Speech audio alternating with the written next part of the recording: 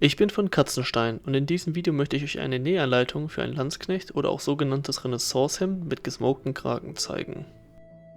Diese Hemden waren in der Renaissance-Mode sehr beliebt, da sie vor allem durch den vielen Stoff Wohlstand zeigten. Die weiße Farbe galt damals als sehr reine Farbe. Wie in vielen meiner Videos zu sehen, trage ich diese Hemden meist als Leibhemd unter der eigentlichen Gewandung. Bevor es aber losgeht, will ich noch sagen, dass ihr dieses Video sehr gerne mit anderen teilen und diese Anleitung für eure eigene Gewandung nutzen dürft. Mich würde es jedenfalls freuen, wenn ich noch mehr Darsteller mit solcher Gewandung sehen würde. Dann fange ich jetzt mal an mit der Nähanleitung. Das Gute an den Hemden ist, dass ihr eure Körpermaße nicht wirklich ausmessen müsst. Da die Hemden aus unglaublich viel Stoff bestehen und nachher einfach nur zusammengerafft werden, passen sie so ziemlich jedem. Die Maße von der Anleitung habe ich erstmal nach meinen Vorstellungen gemacht und mir passt das Hemd ziemlich gut. Ihr könnt später natürlich die Maße auch noch breiter oder sogar noch schmaler nehmen. Das allererste, was ihr benötigt, ist weißer Leinenstoff. Ich habe jetzt hier die Farbe Weiß genommen, da es historisch am wahrscheinlichsten ist, dass Weiß auch für diese Hemden benutzt wurde. Ihr könnt aber natürlich auch jede andere Farbe wählen. Das Schnittmuster für den Leinenstoff ist extrem simpel. Ihr braucht einfach nur zwei Quadrate, 100 x 100 cm, zwei Rechtecke, 50 x 100 cm und nochmal zwei Quadrate, 30 x 30 cm. Nachher brauchen wir noch ein bisschen Stoff, der ungefähr euren Halsumfang hat, für die Innenseite des Kragens. Schneidet die 4 großen Rechtecke sorgfältig zurecht und legt sie wie hier abgebildet nebeneinander. Die beiden großen Quadrate ergeben später die Brust und den Rücken, die beiden Rechtecke ergeben später die Arme. Der Rand von den Rechtecken ergibt später den gesmokten Kragen. Dieser besteht damit insgesamt aus 3 Meter Stoff. Steckt die Rechtecke wie hier abgebildet an der Kante aneinander und näht 15 cm entlang an dieser gesteckten Kante nach unten. Wenn die Kanten vernäht sind, sollte das Ganze ungefähr so aussehen. Ihr schlagt dann die obere Seite um, näht sie zusammen, sodass es eine feine Kante ergibt. Im Anschluss folgt jetzt die mühseligste Arbeit.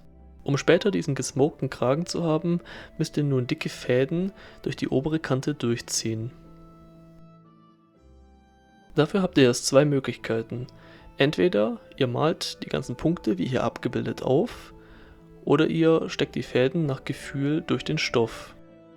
Natürlich ist das Aufmalen sehr viel genauer und ergibt später ein besseres Ergebnis, aber dafür ist es auch sehr viel mühseliger. Ich habe beispielsweise bei meinem letzten Hemd 750 Punkte gesetzt. Die Punkte sollten nach oben und unten jeweils 1 cm Abstand haben. Man kann natürlich auch noch weniger, zum Beispiel einen halben Zentimeter nehmen, um es noch sehr viel genauer zu machen. Am besten fangt ihr einfach an, indem ihr die obere Reihe Punkte setzt, jeweils immer mit 1 cm Abstand. Danach folgen die Reihen nach unten. Ich würde hier empfehlen, 3 bis 5 Reihen für den Kragen zu machen. Die Fäden müssen dabei unbedingt aus reißfestem Material sein. Ich nehme dazu immer sehr gerne weiße Ledernähfäden, die man in üblichen Shops kaufen kann. Wenn ihr die Fäden durchfädelt, schaut auf jeden Fall, dass sie lang genug sind, damit sie durch eine gesamte Reihe passen. Das heißt, jeder Faden muss mindestens oder beziehungsweise mehr als 3 Meter lang sein. Wenn ihr die Punkte dann gesetzt oder auch nicht gesetzt habt, dann könnt ihr die Fäden durchfädeln.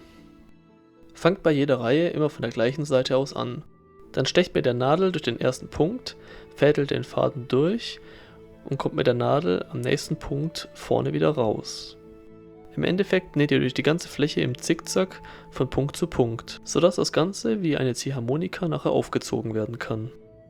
Wenn die Fäden durchgefädelt sind, schaut auf jeden Fall am Ende, dass ihr sie miteinander verknotet, damit sie nicht mehr rausrutschen können. Danach näht ihr die rot markierten Stellen zusammen, sodass der Stoff einen Kreis ergibt. Achtet dabei, nicht die Fäden einzunähen. Diese müssen noch gut beweglich im Stoff sitzen. Wenn das erledigt ist, könnt ihr den Kragen aufziehen. Ihr zieht so lange, bis er zu eurem Halsumfang passt. Wenn der Kragen dann den gewünschten Umfang erreicht hat, könnt ihr die Fäden festknoten, sodass er auch wieder nicht mehr verrutschen kann. Anschließend bringt ihr die Falten zwischen dem aufgezogenen Stoff in gleiche Abstände. Es bietet sich es an, ein weiteres Rechteck aus Leinen zu machen, das den Umfang vom Kragen hat.